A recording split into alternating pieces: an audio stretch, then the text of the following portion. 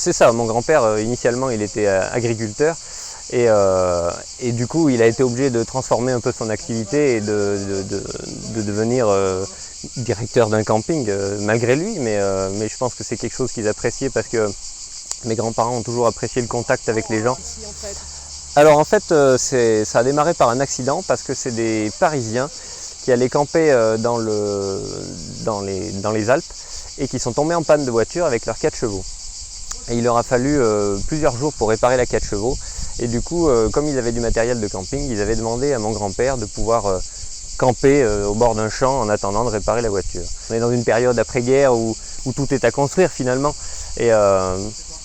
Et je pense que c'était aussi une chose intéressante pour eux, c'est de se lancer dans quelque chose de différent de ce qu'avaient fait leurs parents et tout ça, quoi. Ça fait vraiment partie de cette période-là où les gens étaient contents de pouvoir partir en vacances, juste sortir de chez eux, visiter la France et tous les territoires qui la composent, et c'était merveilleux pour eux de venir découvrir notre région. Donc, voilà. Mais l'esprit de se retrouver, de venir là pour avoir l'essentiel de ce qu'on veut en vacances. Et les copains aussi. Les copains, ça a toujours été la convivialité. La bonne franquette. Ça a toujours fait partie Et c'est peut-être ça que les gens venaient chercher d'ailleurs. Ouais, je pense que c'est ça que les gens venaient chercher, et je pense que c'est toujours ça que les gens viennent chercher. Parce que nous, on ne propose pas d'activité particulière sur le camping. Ouais. Et pourtant, les gens, et même les jeunes de 15 ans qui sont ultra connectés, ils reviennent ici parce qu'ils se retrouvent et qu'ils font des choses ensemble. C'est une part de convivialité de vacances. Vous vous retrouvez tous les étés ensemble? Oui. Pratiquement, oui. Pour les parties, c'est dingue. Et puis pour se aussi, hein. Rien, chef. Ah ben, tu voudrais bien voir. Là, on est dans une classe vraiment supérieure, là, maintenant. On a des nouvelles toilettes et tout, des douches. Les beaux sanitaires. Des beaux sanitaires. Quoique, les anciens, c'était typique quand même. On aimait bien. On aimait bien, mais bon, là, c'est le moderne en plein. Là. On est bien reçus. L'accueil parfait. On est au paradis ici. Et le calme. Bon, les enfants jouent, c'est normal, mais on est au calme ici. Et donc nous, on est la 3e génération, c'est aussi la 3e génération de campeurs, c'est les petits-enfants. Oui, c'est ça qui est fabuleux. Hein. Non, alors nous, on a repris quand on avait 20 ans. Ah ouais. Donc on est sortis de l'école et... En fait, mon papa est décédé en 2004, donc moi j'avais 15 ans. Ma mère a tenu le camping jusqu'en 2010 quasiment toute seule. Donc, avec un travail à côté. C'est du grand sport, je pense. C'était très compliqué et pendant ces années, elle n'a pas pu faire d'investissement, elle a survécu. Moi j'ai grandi au camping, mes parents quand ils ont repris le camping j'avais 7 ans, j'ai clairement grandi au camping. Et alors Oriane, comment elle est arrivée? Elle vient de Valence, avec l'internat aussi, et puis j'étais pensionnaire, j'habitais pas loin de Valence. On a fait 6 ans dans le même lycée. Voilà, on a fait 6 ans dans le même lycée. C'est d'ailleurs ce qui fait la richesse de notre métier, c'est ce qui nous plaît beaucoup dans ce métier, c'est que parce que tous les jours différents, on a beaucoup de casquettes différentes.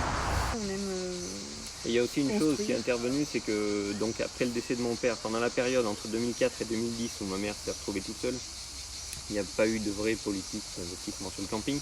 Et c'est à ce moment-là qu'on a un petit peu raté le tournant du numérique.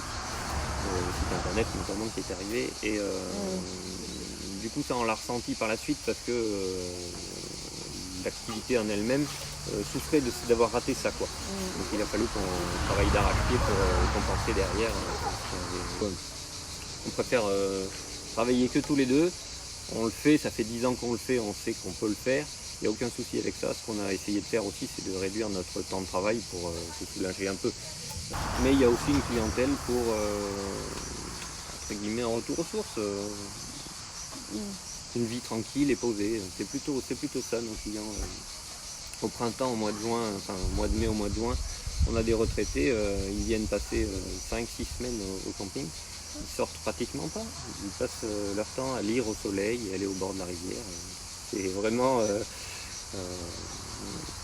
presque une coupure de ce monde numérique qu'on a aujourd'hui. On a un retour aujourd'hui des clients qui fréquentent notre établissement qui nous disent mais surtout ne changez pas, c'est parfait, on a du mal à trouver des campings comme le vôtre. c'est combien? Deux personnes sans électricité, 15,40. C'est entre 15 et 20 euros pour, on va dire, le Avec forfait moyen. Quoi. Et on préfère rester raisonnable et puis à deux, on a assez de travail. C'est un peu le pari, c'est d'accueillir des gens qui n'ont pas forcément les moyens de mettre cher dans un établissement, un hôtel, quelque chose comme ça. Et, Je pense que le camping en France, il est parti, donc c'est ce qu'on disait tout à l'heure, dans les années On en a parlé au tout début, ouais. 36, Mais- c'était vraiment rien que de partir en premières vacances, vacances. c'était déjà quelque chose d'extraordinaire. Donc les gens se contentaient de très peu de choses. Et je pense que déjà dans les années 70, il y a eu déjà le début de gros campings qui ont proposé toujours de plus en plus d'activités pour attirer toujours plus de monde.